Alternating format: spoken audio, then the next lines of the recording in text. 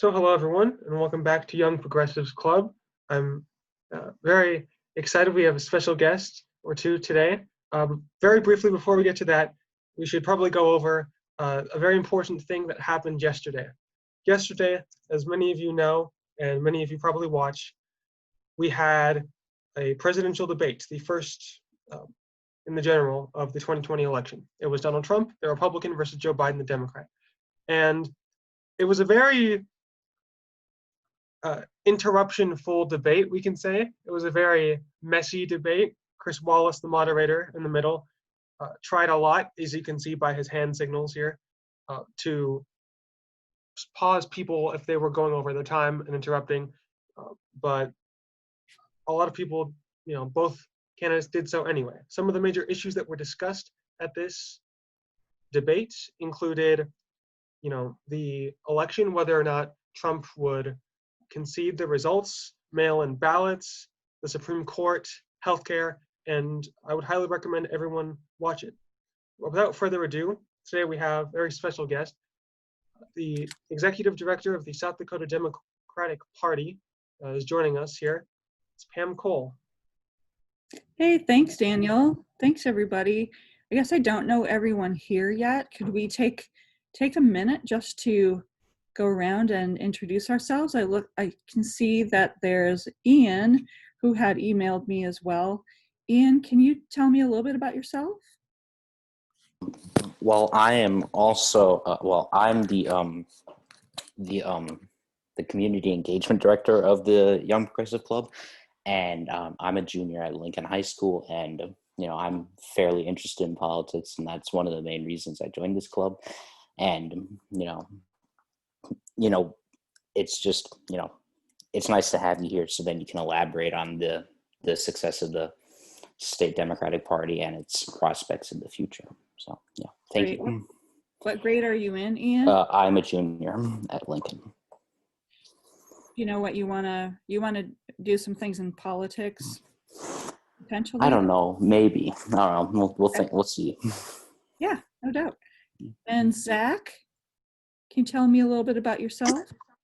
Hi, I'm Zach. I go to Lincoln. I'm a sophomore. I help run the social medias. I run the Twitter specifically.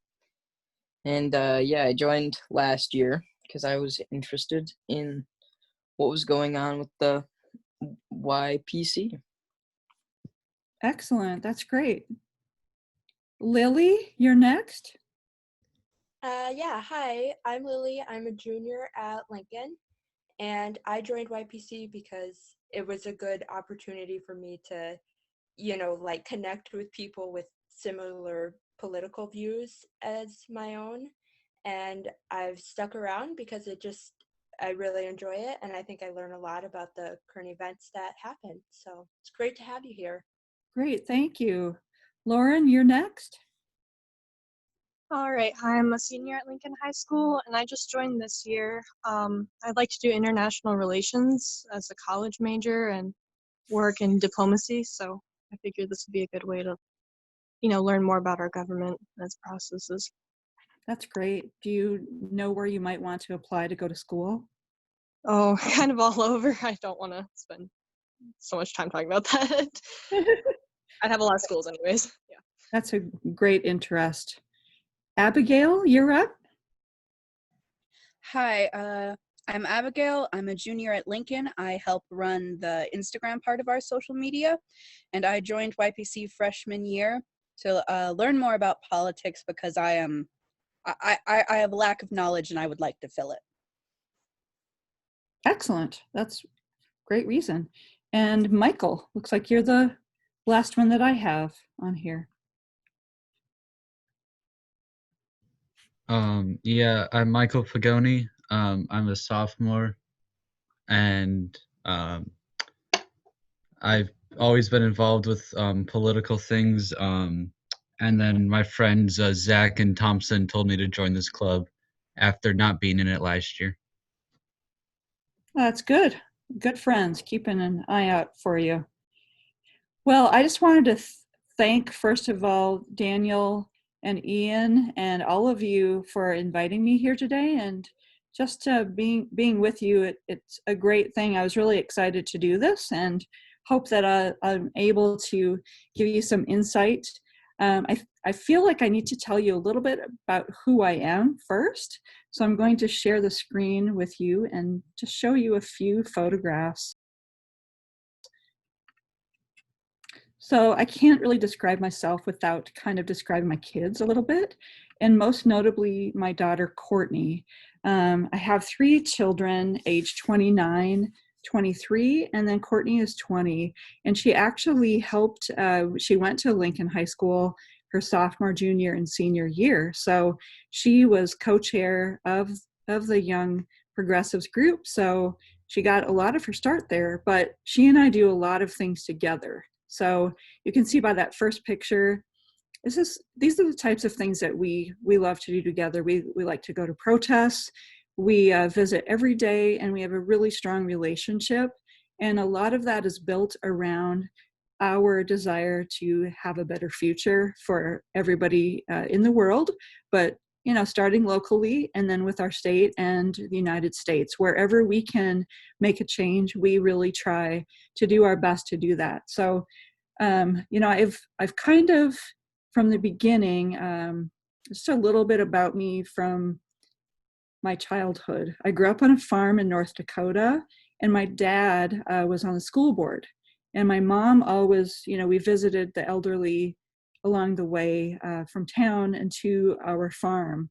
And I really thought we were stopping for cookies, but my mom, which I did get cookies, but my mother instilled in me, this love and care for older people and to check in on others. So that has never left me. So I feel like those that have taught us, to care for others and have mentored us really well, if there are parents or teachers, we just have to keep that in mind. Someday you all will be mentors to others, but I listened and watched and learned from those that raised me, and I'm really grateful that they did. So I came from a farm. I became a graphic designer, went to art school in Denver, Colorado as an 18-year-old, and met a lot of very diverse people. So at that point, I hadn't had a lot of exposure or understanding about gay and lesbian people, nor people of color, because I'd lived, and I graduated with 20 kids in my class in this little town in North Dakota. So art school was really a great eye-opener for me.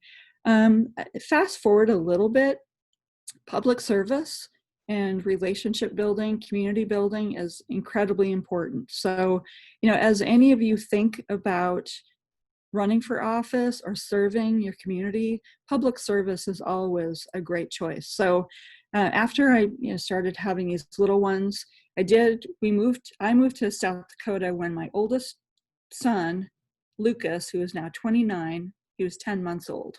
So I've been in South Dakota for 28 years. And we lived many years in Brookings. So as the kids grew older, I got involved with PTA. I helped start and ran a community theater for 5 years, and deeply, deeply cared about my community. Served on the Arts Council, Historic Preservation, and then ultimately decided I'd run for school board myself. My dad had kind of instilled that in me. So ran and served on the school board for 6 years. And you know what? I thought, well, I did not like what our legislators were doing or not doing. And it had been 28 years since a Democrat had been elected in District 7 in Brookings. But, I did go down that path, and I was able to be elected. So here's just a few photographs, not in any particular order, of, there's, you probably recognize Rounds there, and a former self of me, and then that's Courtney I think she must have been 9, I'm thinking, at that point in time. And of course the nameplates, my last name was Merchant at that time.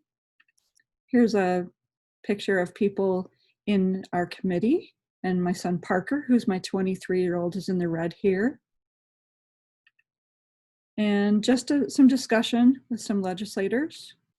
That's what our desks look like. Of course, the chambers. An official photograph that hangs in the state capitol. Me as a 39-year-old. Courtney and her cousin helping me at a parade. Me sitting at my desk, very proud of the work that I was able to do. Me with some college Dems that are all, now very much grown-ups and out doing, professional jobs. And here's one that with Stephanie Herseth Sandlin at the time, and some more young people. And I don't know if any of you have been able to attend Yell. I know Daniel, I think he's been involved with Yell, and he's a Yell fellow right now. But Courtney, this was when she was an 8th grader, her first year, that she got to go to the Young Elected Legislative Leadership weekend in Pierre, where they do a mock legislative session. So that is of interest of any of you. I would highly recommend that. And finally, the last picture I'll show you, because it's kind of interesting, is me at a training in Madison, Wisconsin when I served. I'm in the very center here, but my counterpart with the Republicans, Dan Lederman, is over here. So we, it was a 10-day training. So I did get to know him really well back then as a person. And of course, when you're collaborating together and you're working in the legislature together, it's a lot different than now, where he is the chair and the executive director of the Republican Party in South Dakota, and I serve as the executive director. So, it's very political, and I like to think of myself as not being that political, but I do certainly keep a watch on what the issues are, and honestly look at problem solving rather than trying to just constantly make political jabs. So one of the things that Courtney and I, we try to do, and I have a motto of do what you can when you can. If you're not in office, figure out a different way to help. You guys are all attending this meeting today to learn from one another, to share time with me and learn from my experiences and the direction of the party right now. But, you do what you can when you can in the situation you're in, the age you're at. You can't always be sitting at the table and crafting legislation. So this is one thing that Courtney and I decided to do, was to put together the March for Our Lives here in Sioux Falls. So we have a little bit of activism. We did some of that, but then we also played a huge role and I'm going to stop sharing so I can see you. We played a huge role in helping the party to rebuild last year. So what had ended up happening about this time last year, our executive director and our chair that were serving, they realized that our party was in financial duress to the tune of $40,000 in the hole. So that, took everybody by surprise. They decided to not stay. So I think it was about the middle of October that happened. And Courtney, of course, goes to USD, and she is in international relations there. So that could be of interest to you, Lauren. But she called me and said, okay, the executive director and the party chair just resigned, and Randy Seiler is coming to Vermilion, or to Yankton, I guess, this evening, because they were honoring Senator Johnson that evening at a county party meeting. And Randy told them that evening that the executive director and the chair had just suddenly quit, and that they were going to have an emergency meeting that next Saturday in Pierre. And Courtney, raised as I did raise her to be involved, she said to me, we have to go, Mom. We need a state Democratic Party that works in South Dakota. we can't let this go. And so I have to credit my daughter for bringing me back into this. I had gone back to school the last few years before we moved to Sioux Falls. Our family had gone through a divorce and our lives had changed a lot. But so she and I did go to Pier that day. It was an all-day meeting with their leadership at the time. So Randy was the vice chair, so he stayed on and became the interim and then ultimately the chair of the party. But during that day, they discussed, you know, what measures could they take to bring their party back together. And remarkably, they didn't talk a lot about trying to raise money. And so I stood up toward the end of the meeting because I hadn't heard that anybody was taking that under wing. I said, if you will allow me, I will create a task force that will help fundraise. And they all agreed. They said that would be great. They knew I had run and served and raised money for my own campaigns. And honestly, for my daughter's sake, for the sake of young people in the state, for the sake of change, I just knew I needed to do that. I followed my heart. And so I took it upon myself to call around 15 other people in the state that I knew that could help me with this, because my past experience allowed me to have all of these bridges built to all these people, all of these relationships. So I called many of them. They became a part of my task force. We created a strong list of donors, potential donors, and within roughly a month, we were able to gain back around $16,000 for the party. And, you know, that was in a short amount of time to at least plug some of the holes and get us back on track.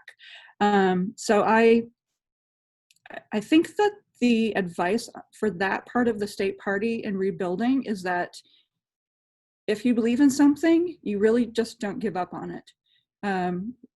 Things ebb and flow, things change, different leadership comes and goes. Sometimes we do have to clean up messes. And even though we don't like doing that, I felt like our party was worth it. I wanted to have a future for my daughter here and the party. So that was step one. And then Christmas came and went, and then they announced that they wanted to interview people and have applications for an executive director. So I applied, and I was chosen unanimously by the hiring committee. And I don't tell you that because I'm patting myself on the back. I tell you that because the dedication that I showed prior to that, the care, that is why they hired me. You know, that is why I'm here today. And that's why I'm, you know, helping to bring people in the fold and create a new party. So, you know, the story of this last year kind of starts March 2nd for me. When I went to the legislature, we listened in, and I saw full well that the 16 legislators out of, 105, 16 only Democrats right now out of 105, really, they're great people, wonderful ideas. They can't even, there's so few of them that they can't go to committees to block legislation. You know, so it's a really, really difficult thing. So I noticed that. And then in March, of course, I helped recruit candidates for office.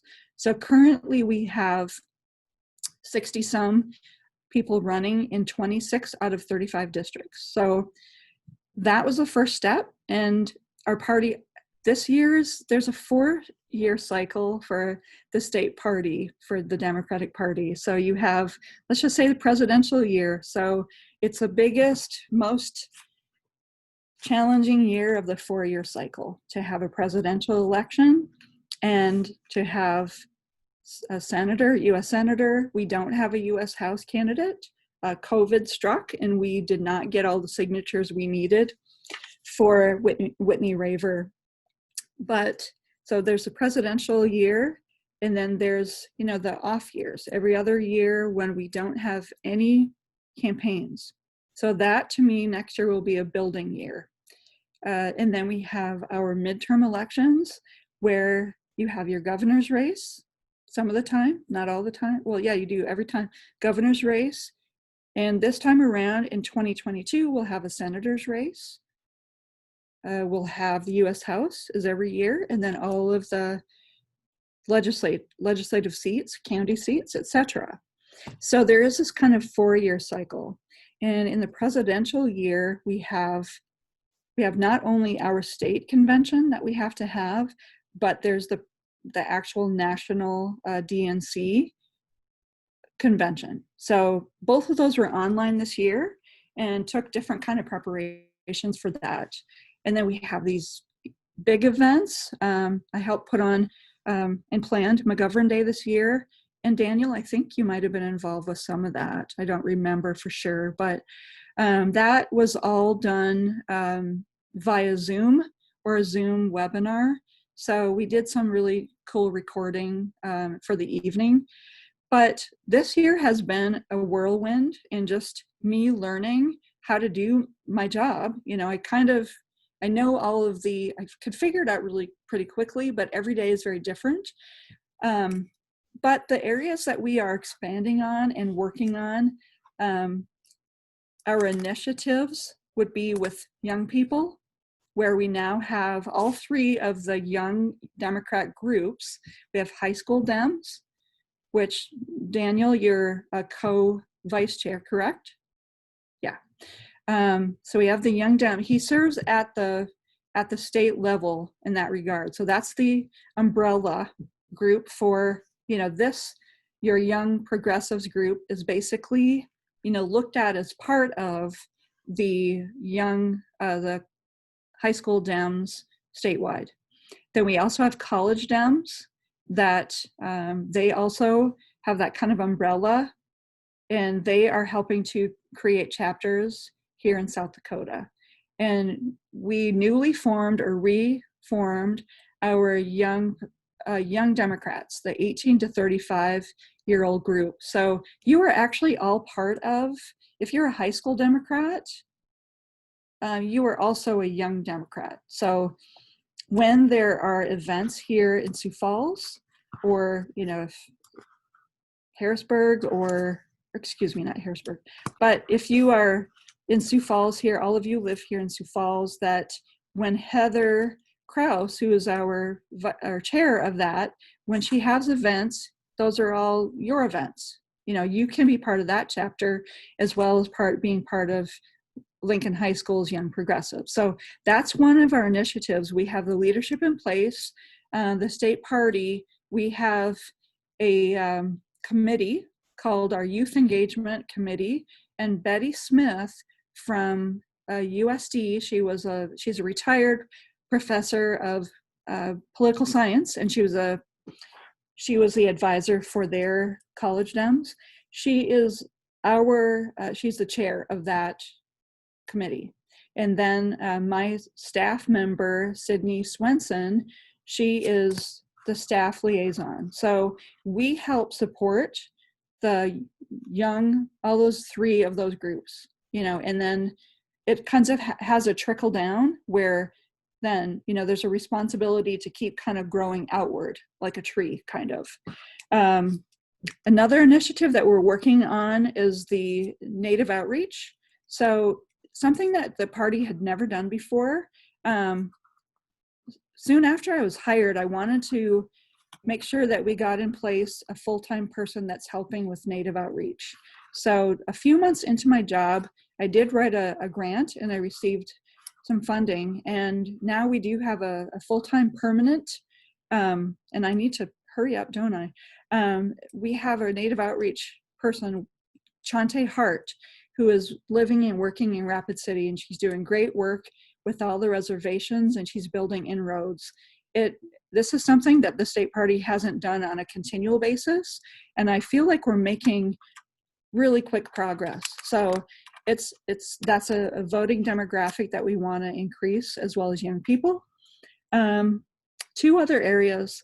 So labor, I meet monthly with the Federation leader in South Dakota, the new president, His name is Cooper Caraway, and I highly encourage you to invite him at some time to visit with you guys.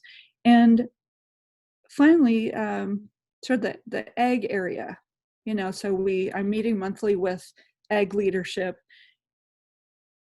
So, I wanted to give you a picture of some of the things that, I've been working on from candidates too. I did a series of 6 training videos for them this spring. There's about 18 hours, that I basically utilized my experience and just step by step, how can you become embedded in a community, and how do you become such a community leader that people know who you are and they trust you. So some of the questions that you had that I want to try to answer is just, what can we do to build and have more Democrats elected and just encourage more people to run? So, I think we need to look at the new demographics and start to realize that our minority groups, they're growing. So making sure that we identify with and accept diversity and keep reaching out to diverse leaders, such as Native Americans, African Americans, and bridging that, that and seeking that out. So when I go visit and see people at county meetings or other meetings, I tell them, if I see somebody that has leadership qualities, they're going to hear from me, because there are people that want to and are natural leaders. They want to watch out for others. They want to help make decisions. So part of my job will be to watch, learn, and listen, and see who are these people, from city boards to county commissions, school boards, etc., and keep encouraging them to seek more leadership ability. So that's a good way to do it. Bridging young and old, we do have, and all of you could attest to this, it is, and I think it happens every generation, but there's this kind of extreme divide right now between young and old. What I have seen from the state party point of view, from my position, is that the county leadership, the district leaders, they are all kind of getting up in age, okay? And they're resistant to letting their positions go, And it's not to say, they still have a lot of experience and value, but some of them need to let others come in and take on that leadership. So I'm identifying those areas, but it does take people like yourselves that are learning, and as you graduate and go to college, be involved with politics or decision making and leadership. So then you are prepared to take on those leadership roles, okay? So that is one way that you can do that. Each one of you in your own way, doing what you can, when you can do those things. So as far as actually being able to be electable, in District 7, when I ran for the school board, I already was known as being involved in PTA. I'd already been helping with the community theater. People trusted me, and so they pretty easily placed me on the school board. And then thereafter, having served on the school board and proven myself even more, that electability, that trust, that I never promised that I would, not make mistakes, but they knew I would try. I proved that I would try, and I worked really hard, and that I really, truly cared for them. And I would listen, and I would make good decisions based on, what I was gathering, and I would listen to them. So that those relationships you build, that electability that you build, is because you are building that community around you, no matter what that community is. So right now, your community is Lincoln High School. So the leadership areas that you're involved with, the things that the programs and projects that you do that help others, other people are watching that. So it will build on itself over time. If you do that, and it's I don't want to say it's not hard, that's not the right word, but it is very fulfilling for you to do that, because you learn and grow. You learn so much about others and what they need. Okay. And that is the huge difference I see between right now, if you want to generalize our parties. So generalize, what Trump represents or what Vice President Biden represents. I feel like we are very aware of other people, that we walk in other people's shoes, and we really help to see what the problem is at hand, and we come up with ideas and plans to make changes. So, that is the advice that I sort of have for you. Do we have any time for questions? If anyone has any, sure.